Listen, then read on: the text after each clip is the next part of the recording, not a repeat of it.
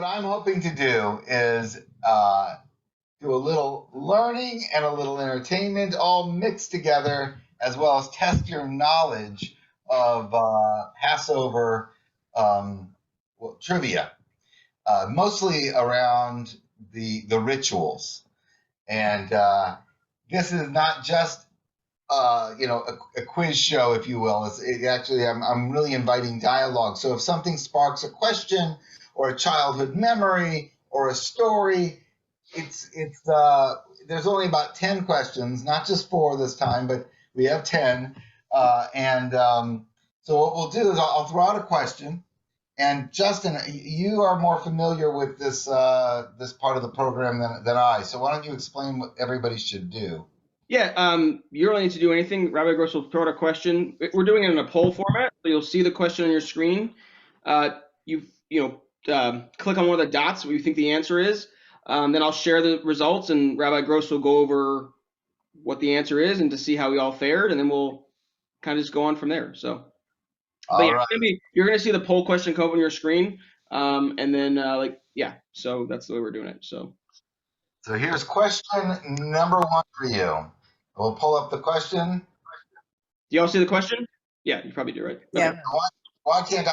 Well, I can see it, but that's fine. Which of the following is never seen on a Seder plate? 1, a potato. 2, a tomato. 3, an orange.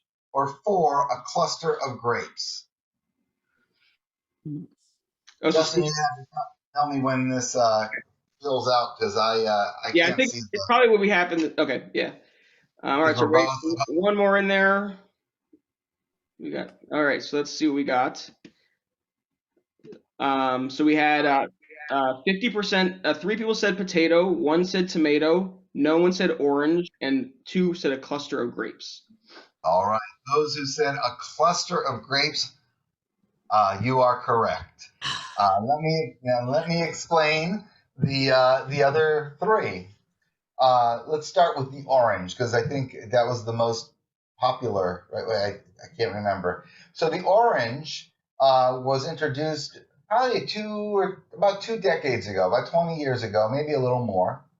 An Orthodox rabbi kind of brashly said that a woman belongs in the rabbinate as much as an orange belongs on a Seder plate. And in response to that, women in women's Seders started placing oranges on their Seder plates to say, yes, women belong, deserve to become rabbis too. And it became kind of a symbol that spread through definitely the Reform movement. I think the conservative movement as well.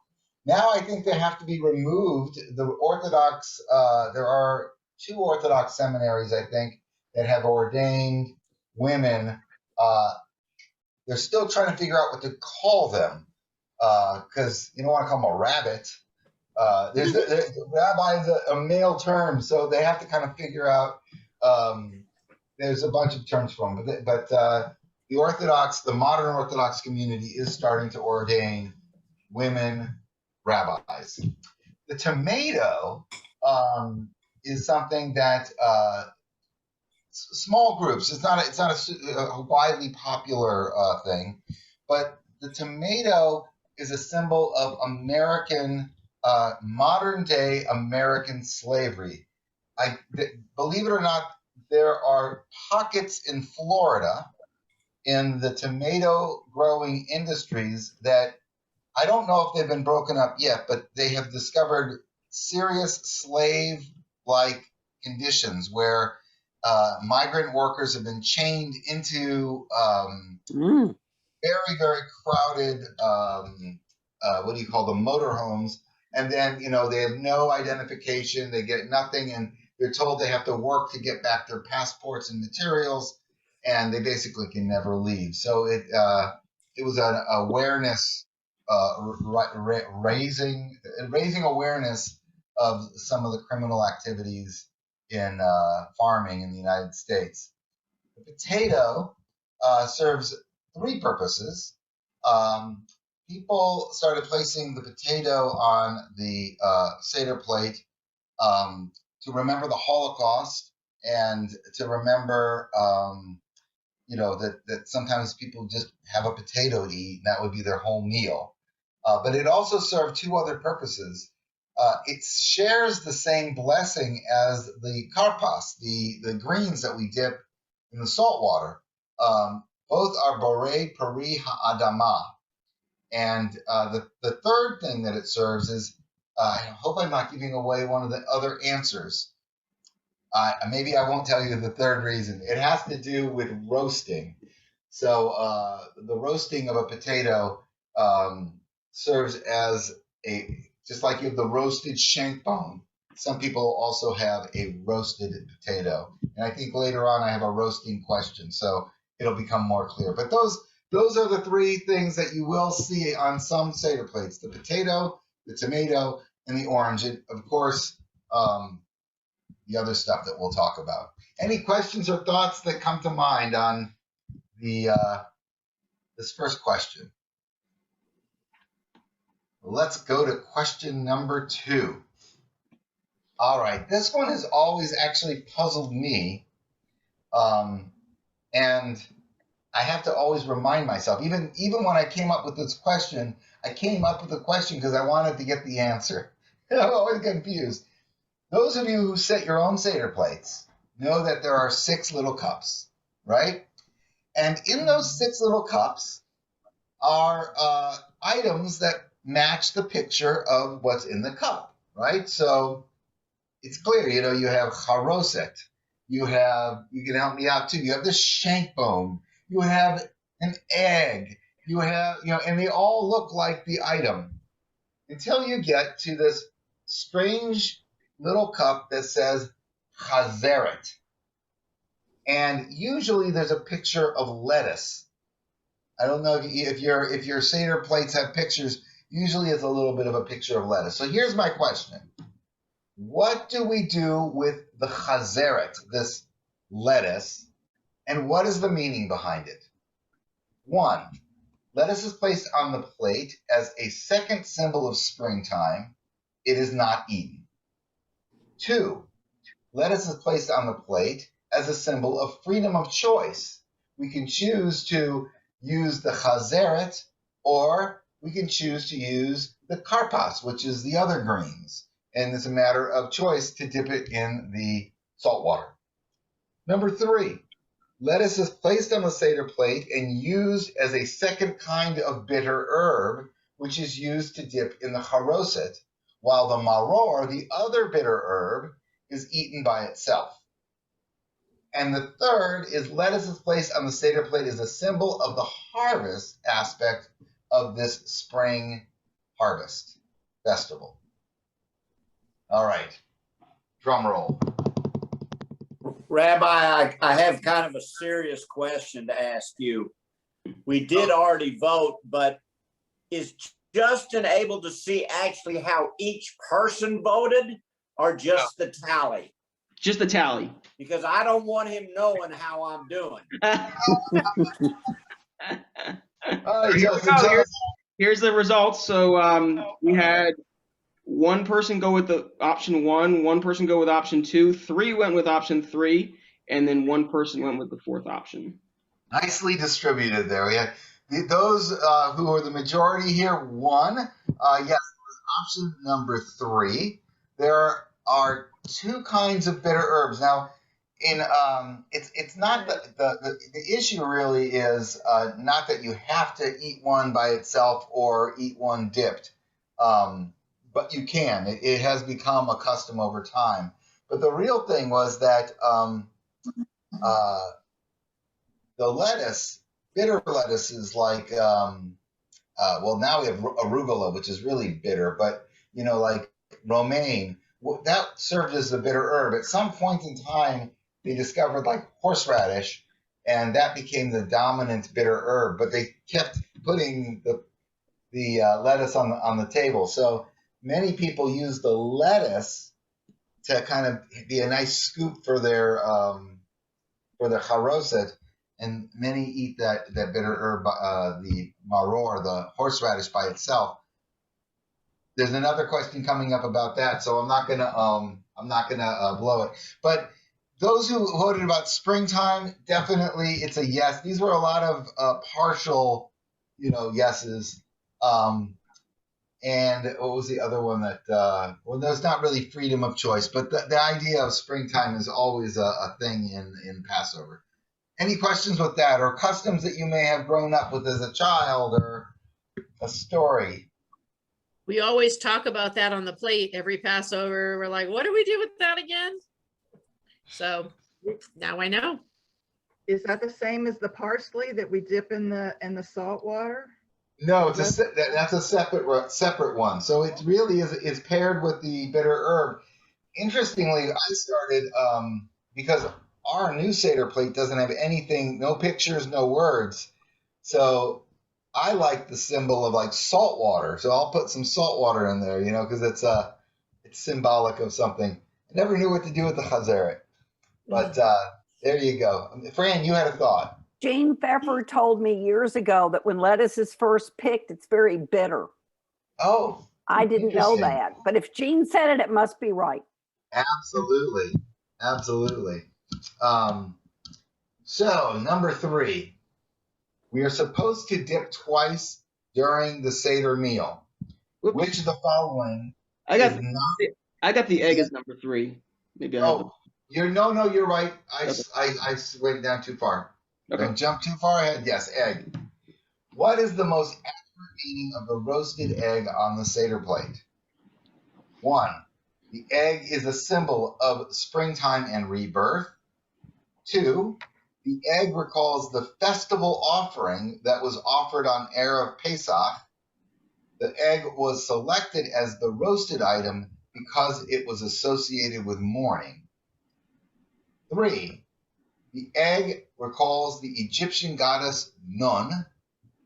And 4. The egg recalls the miraculous fertility of the Israelite women of Egypt. This is just me. I would say number 1, but I'm not a scholar. It might be number 2.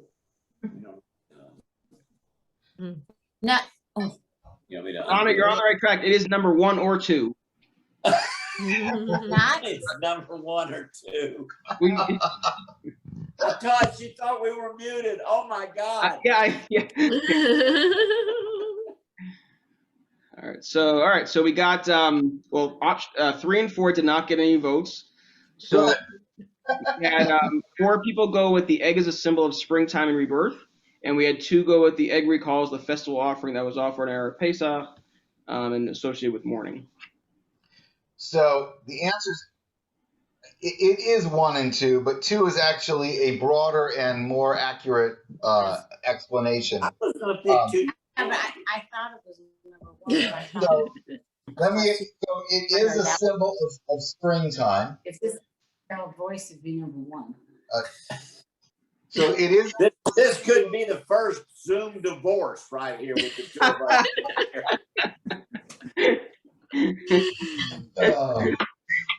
So the egg is a symbol of springtime, but in number 2, when it talks about the festival offering, that was a springtime offering, so that kind of included springtime in it, and it was kind of symbolic of the offering that was on Erev Pesach. Now it's roasted, and that's what I was talking about. This roasting, you're supposed to have 2 roasted items on your Seder plate. For these festival roasted offerings. One is the Paschal lamb, the shank bone, and the other is usually the egg. And they chose the egg specifically because it was associated with mourning. And the reason why it's a symbol of mourning is it also reminds us of life. But at funerals, we eat eggs to remind us of that cycle of life. So there you go. You should always have 2 roasted items on your Seder plate. The shank bone, and here it's the egg. And some people, like I said, roast the potato. So as their other roasted item. Any thoughts, questions, techniques Yeah. The roasted egg is always a tough one to do, right? It always explodes in the oven. Madeline, you had a My thought. technique was that I chose the longest answer, just like I used to do on multiple choice tests. I thought this one has the most information. It must be the right answer. Very good. That I never knew that the egg had to be roasted, I'm ashamed to say. So I always hard boiled it. I will now know better. Well, you'll have better luck if you hard boil it first and then roast it, because Okay. otherwise it does explode. Okay. No, So, I was roasted. in fact, I just roasted. We didn't have a lamb shank, and I thought, you know what? So Becky ordered a lamb, a small lamb shank with all the meat on it, and I slow cooked it with onions, sauerkraut, cabbage, some dill, and caraway. And I cooked it for 8 hours, and then I pulled the bone right out, and I mixed the meat in there, and we had a fantastic lamb dinner. Then I just I took that bone out and I roasted it yesterday. So now I'm ready. I got to just roast the egg. All right, we went through the egg. Now we're going to talk about the dipping, right? Yep. We're supposed to dip twice during the Seder meal. Which of the following is not a custom connected to dipping? Dipping greens into vinegar. Dipping bitter herbs into charoset. Dipping green onions in salt water and hitting your neighbor with wet greens. Or dipping eggs in salt water. Michelle, that third one is the longest one, so I don't know if you want. I know.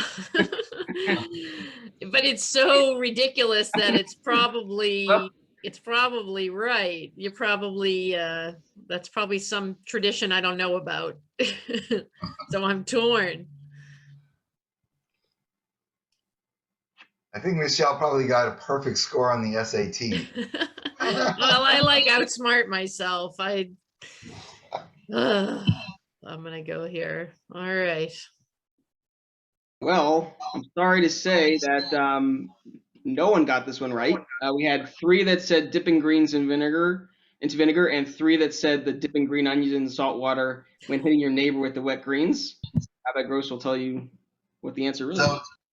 many people, enjoy dipping the egg in the salt water, but that's part of your meal, right?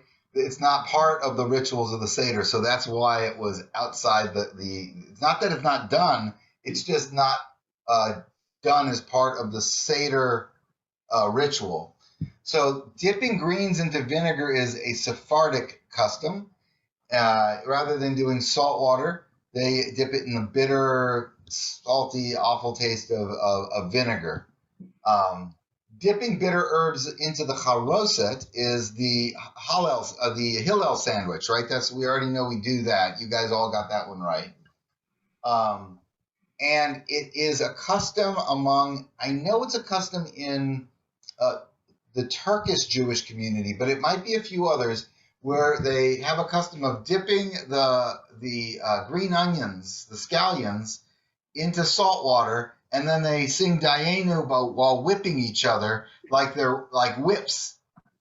So you can try that at your Seder table. It's a little messy, but all right. I'm trying to think if there's a saltwater story. Any we always make our salt water so salty that it's almost unedible. The karpas, we're going to do this now. When we eat karpas, the greens, and the maror, the bitter herbs, how much should be consumed? Like what portion? Number 1, the portion should cover the tongue. Number 2, the portion should be no smaller than a shekel, approximately the size of a dime.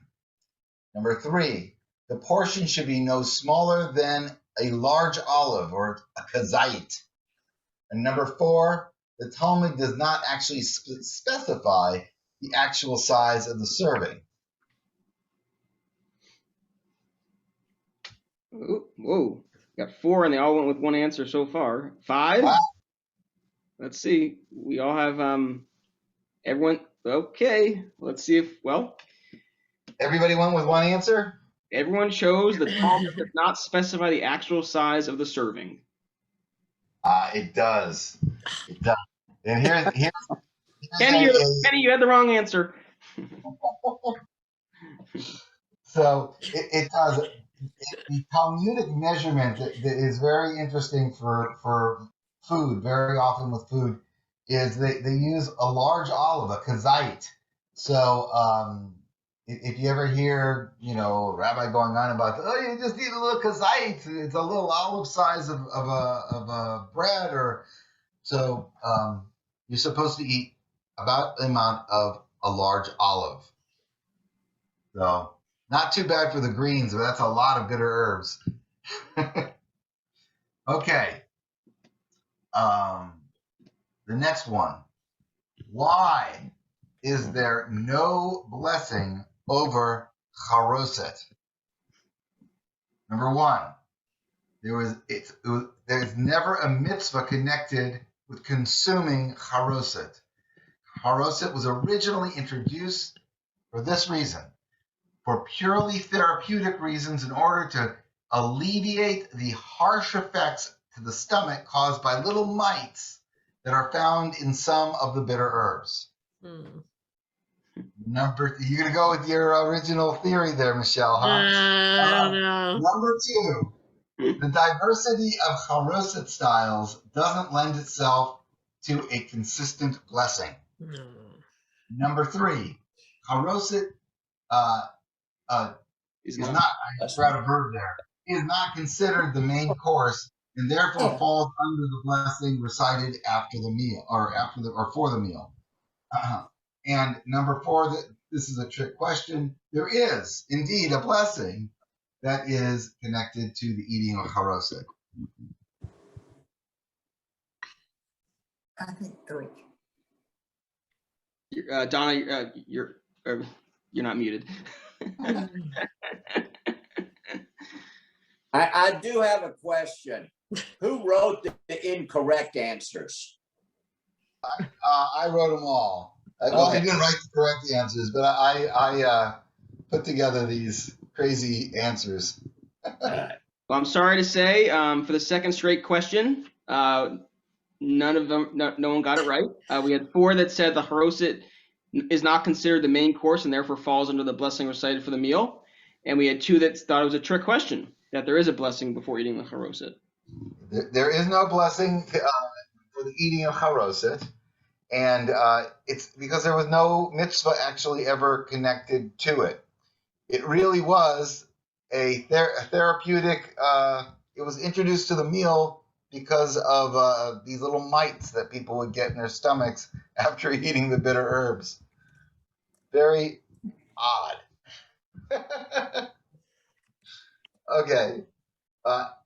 Anybody want to? Do you have any interesting charoset recipes? Does everybody do the Ashkenazi versions, or what do you put in your charoset?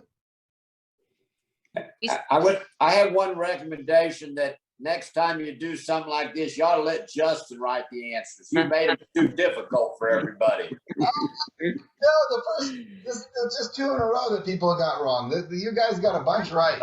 Well, now that we know the rabbi's sense of humor, now I have to rethink how my brain, answers these. I think there should have been a blessing that there wouldn't have been any mites on it. That's right. All right. I think I've made I think it's a pear charoset. I think we started doing that. That was good. You just replace the apple with pears. Mm-hmm. And you use soft pears or hard pears? I think soft pears. I'd have to look up the recipe.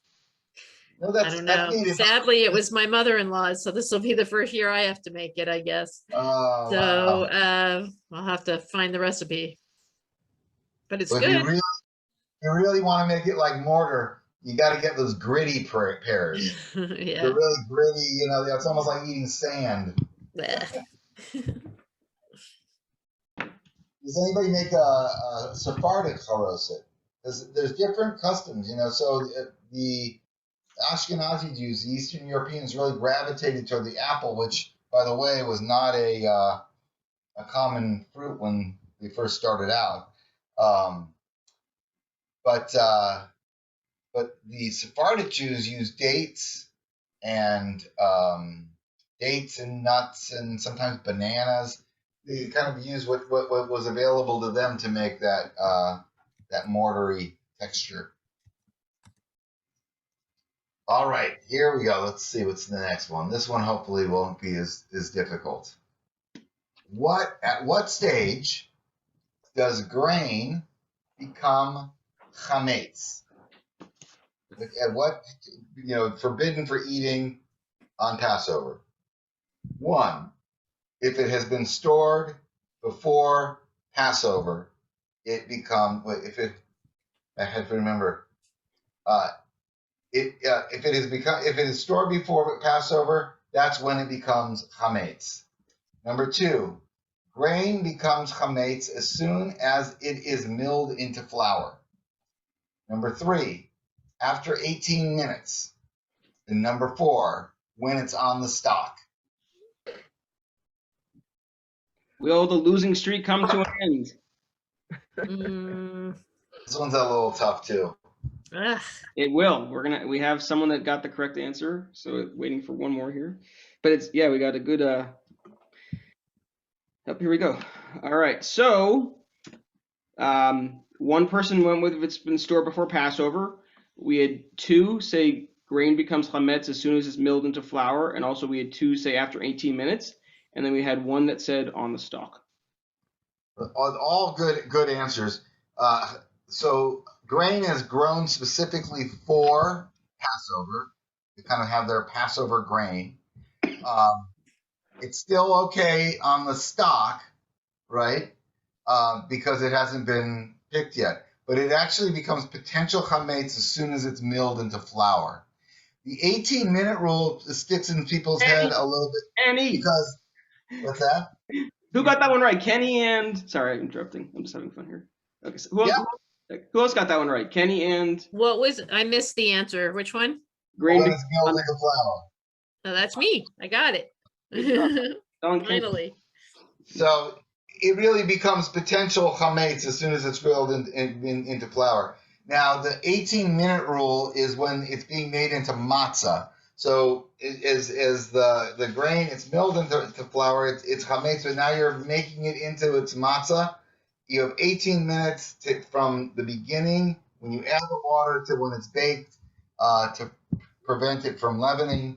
And basically, once it's stored, that's why in the grocery store, you have to be careful. Sometimes the grocery stores don't know, and they'll put matzah on the shelf, and honestly, matzah is matzah in my house. I many times looked at the box and I thought, I bought the one that doesn't say kosher for Passover. But the ones that are kosher for Passover have been made strictly only for Passover. But some people eat matzah and store it in their all year long. So, Michelle, I think we had an advantage. I think he went over that in our super fun Tuesday coffee. That must be why I know. We had an advantage. all right. This one we should be able to get. 4 cups of wine. Who doesn't love the 4 cups of wine? All right. Why are there 4 cups of wine? 1, 4 was a sacred number for the rabbis. 2, it is based on God's 4 promises concerning redemption of the Israelites. 3, because the service is structured in units of 4 questions, 4 children, 4 cups of wine. 4, all of the above.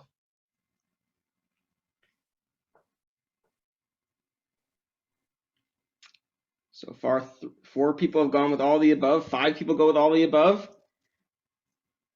Let's see what the final person says here. All right, well, so all 6 participants went with all the above. Rabbi Gross. Well, all of you are correct in the sense that Well, these Aaron, statements. don't clap yet. What's that? Oh, yeah.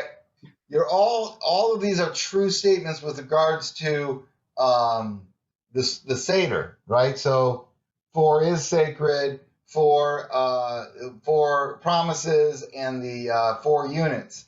But specifically for the 4 cups of wine, the 4 cups of wine are specifically based on those 4 promises. So 2 is actually most correct for this particular question. But you guys know your Seder well, so I'll give you half a credit. All right. Still staying on the wine.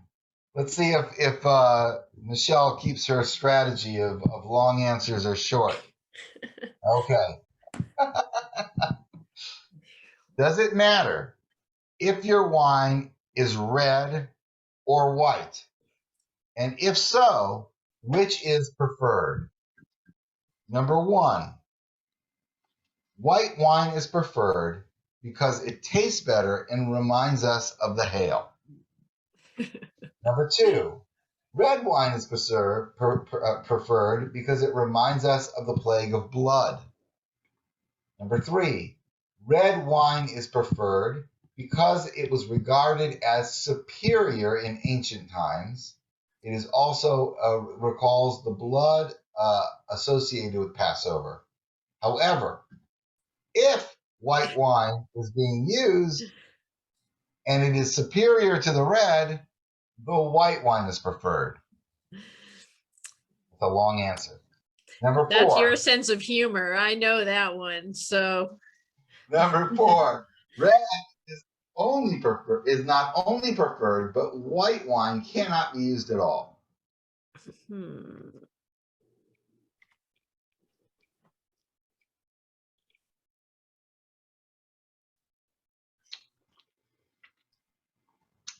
Now, if you really think, don't overthink it, but if you really think about one of the themes of Passover, the answer will become clear. All right, so we had 4 people say that red wine is preferred because it reminds us of the plague of blood. We had 1 person go with the long answer, and 1 person go with red is not only preferred, but white wine cannot be used at all. All right. So I'm just going to start with number 2. Number 2 is included in number 3, right? So actually, number 3 is the answer. And think about Michelle. Is that you? You got it right? no, I was thinking that was like your humor saying, well, if the white wine's better, drink the white wine. But I guess it's real. But what is the theme? One of the themes of Passover is to be the most luxurious, to celebrate the freedom, right? To have the best. And so the rabbi said, even though red would have been associated with the best, if the white wine, for whatever reason, is a superior wine, that's the one that would be preferred. So what's really interesting, and I think Justin and I were talking about having a good friend of mine. I have a really, you want to have a question, Kenny? Well, I just think I have to argue with you on that because I think that's subjective to whether the white wine, that's subject to personal interpretation, whether the white wine is better. So that's why I didn't think that. I have to strongly disagree with you on that answer. So it may be my wording, right? Because superior didn't mean in terms of preference, but it meant in terms of the quality. So like wine can go rancid or bad, or you want to have the best. And this is really interesting too, because we think about wine in bottles today. You get a nice bottle of wine. In ancient times, when you read about cups of wine that they have, and you have to drink, according to the rabbis, 4 cups of wine. I think one of my questions the next question has to be with how much wine constitutes a complete drink. But these wines were often like wine concentrate. So they would store these concentrated things, and then you would add water to. So we're not talking about real quality wine anyway. I don't even know what it looked like. But Justin and I were talking about maybe in the late spring. I have a good friend who has a vineyard in Lodi, California. He knows a ton about wine. And it's interesting to know what makes wine kosher. And the process of like what are the issues involved in. I mean, in my mind, there's nothing that would make wine not kosher. It's just wine. It's grapes made into alcohol. There's no pig in it. There's no shellfish. There's no milk and meat. You know, it's just wine.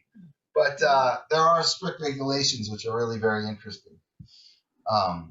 Before we go to the next one, Carol posted in the chat. Can you explain the 4 promises a little more? Oh, absolutely. Thank you, Carol. That's a great question. Now I should get see if I have a Tanakh behind me. Let me go get a Bible.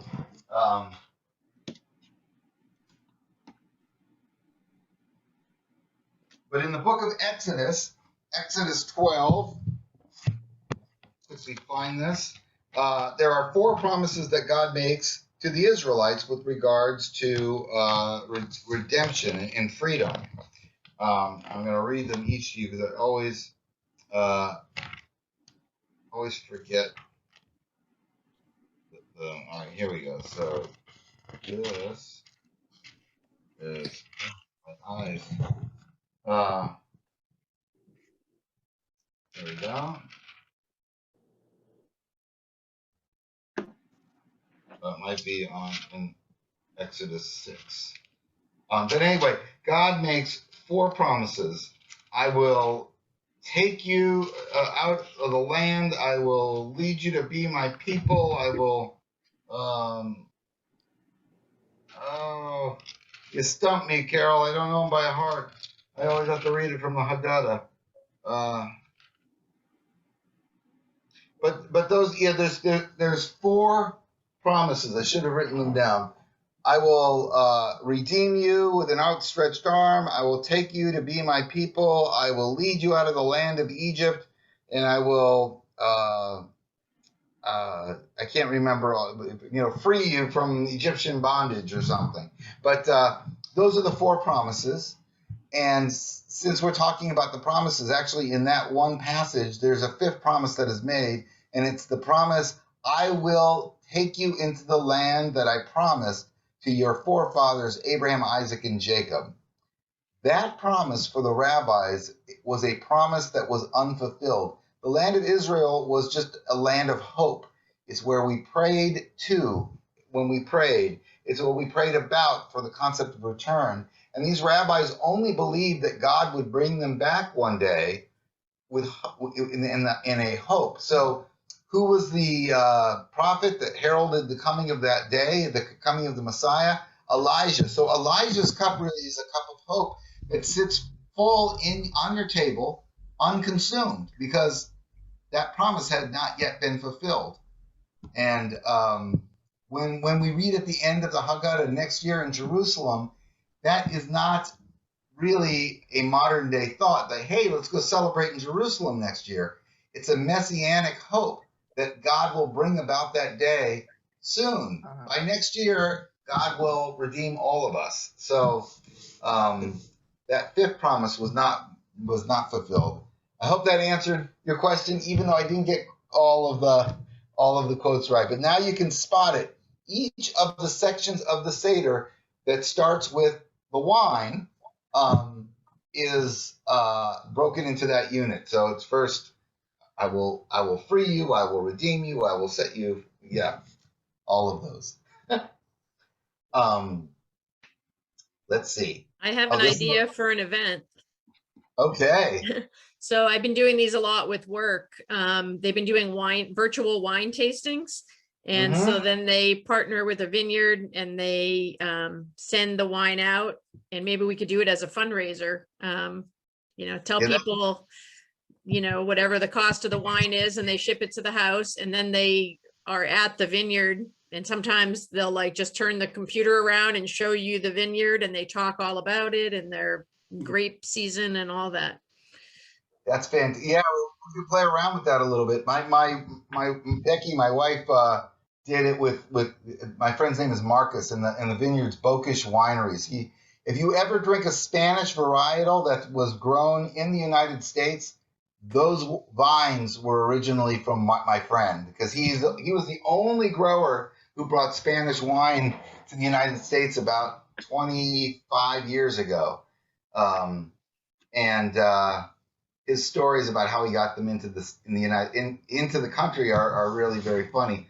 But yeah, they all would have come from Marcus's vineyard. He specializes in that. The only challenge is that his wines are kind of expensive. So when Becky did it, I think it was $135 to participate, because they were pricey wines. Yeah.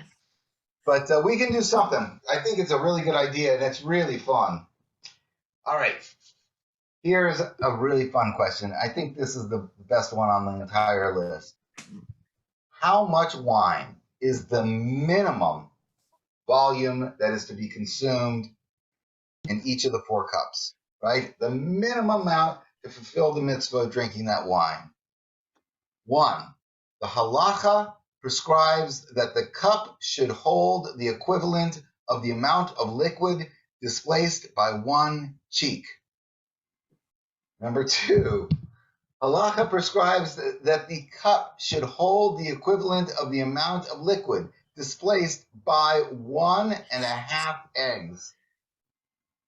Number 3, halacha prescribes that the cup should hold the equivalent of amount of liquid displaced by 1 large olive.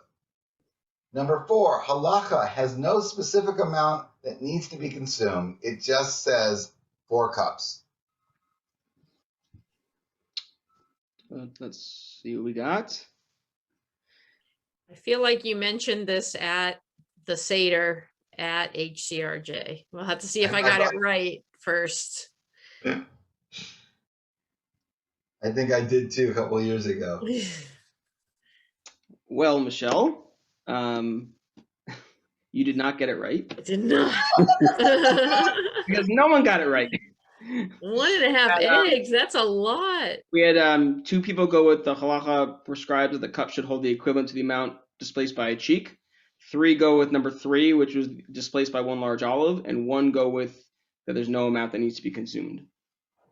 And yeah, I'll tell you, the olive would have made the most sense to me. And if it was 1 egg, it would make sense to me too, but I can't figure out how in the Talmud they came up with 1.5 eggs. Like, how do you measure 1.5 eggs? But it's that's what they went with.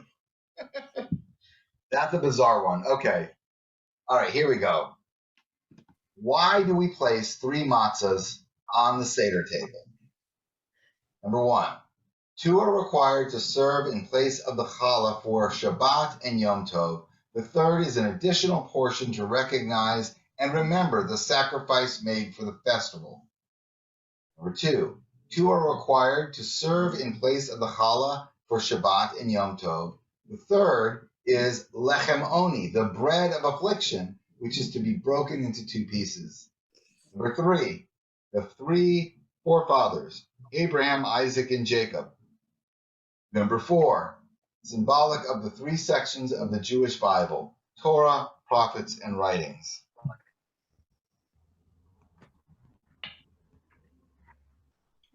I will tell you, at Messianic Seders, the symbolism is the Father, the Son, and the Holy Ghost. The Son is broken and hidden away, only to be resurrected at the end of the meal.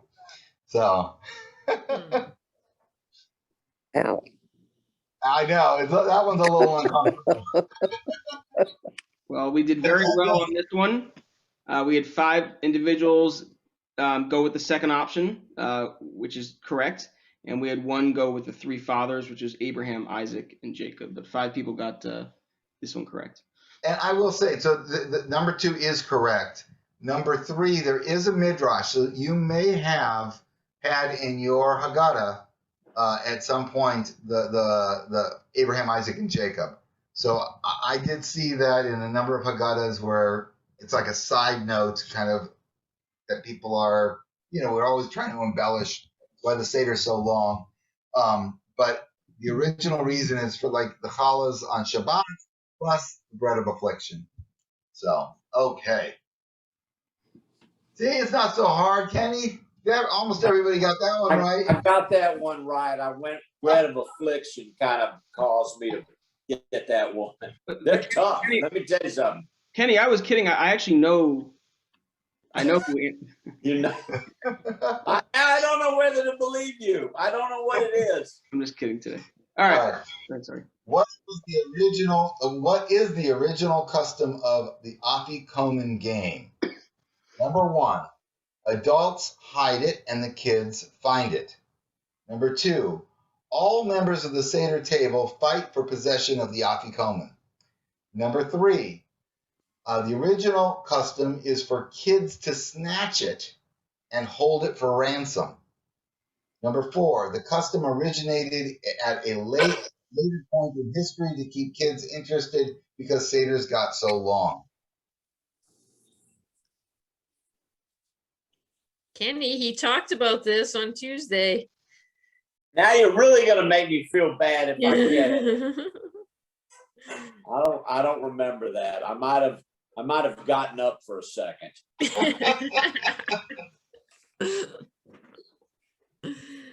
Oh. All right. So, this was another one that the majority got correct. We had one person go with adults hide it and the kids find it. We had 4 people go with the original custom is for the kids to snatch it and hold it for ransom. And one person went with a custom originated at a later point in history to keep kids interested because Seders got so long. So, of course, 1, 3, and 4 all have truth, right? But as it's described in the Talmud, and I actually grew up with this custom, the kids are actually supposed to snatch it, steal the Afikomen, which is just such an awful thing to teach your kids, and then hold it for ransom, and the father of the house or the person who's leading the Seder needs to bargain for it or find it and then bargain for it because you should hide it pretty well because you can't finish your Seder without the Afikomen. So, but I don't know when the hiding for the kids evolved, but that probably because the other one was such a bad message. And then, but it did develop significantly later in time because to keep kids interested in the in Seder.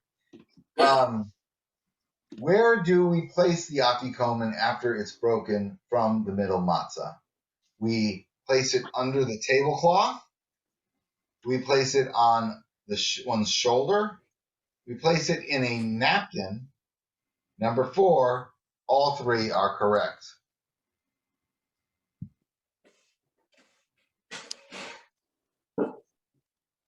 Sheesh.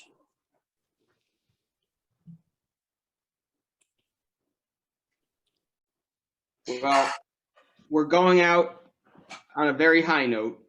Everyone got this correct. All 3 of them are customs that are very, very common. Again, because you're supposed to snatch it too. So anyway, so if I can answer any other questions that are kind of pressing as you prepare for your Seder, I just thought this would be a fun way to engage and get in the Seder mindset.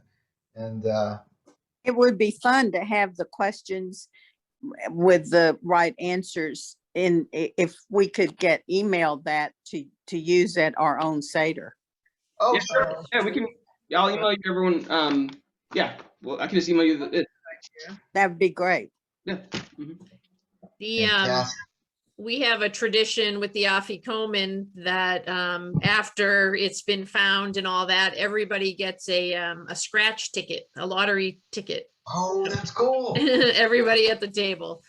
So my mother-in-law used to have these huge Seder, well, probably not huge for you, but like 20 people, 25 people at the table, and then everybody would get the scratch ticket, and then everybody would, scratch to see who won. I love that. That's a really great custom.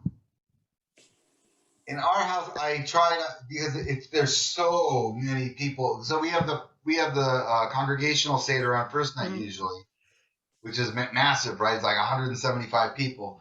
But in our home, we usually have about 50, and it's very crowded and very, very noisy. And so what I try to do is the day before, or sometimes it's days before, I seal all the pieces. I do 4 pieces of afikomen, and I hide them in the backyard really well. And then I just send all the kids to look, and then it quiets down a lot. All the adults have like about 20 minutes to just enjoy dinner for a while. That's a good tradition. Oh, it's the best part. It's just so noisy. This was a lot of fun. I don't know. Oh, if think- man. Perfect hour. Yeah, Yes. interesting. Thank you, Rabbi. And Good job. Justin. Thank you. It's a joy to see everybody. I wish you all, the phrase in Yiddish is Zissen Pesach, which means a sweet Passover. I look forward to seeing everybody in person soon. As we all get inoculated, we can slowly, I don't know, start maybe studying in small groups outside or something. But That would anyway. be great. Next year at HCRJ. Next Yes. year, yes. Bye, everyone. Bye-bye. Thank you. Bye.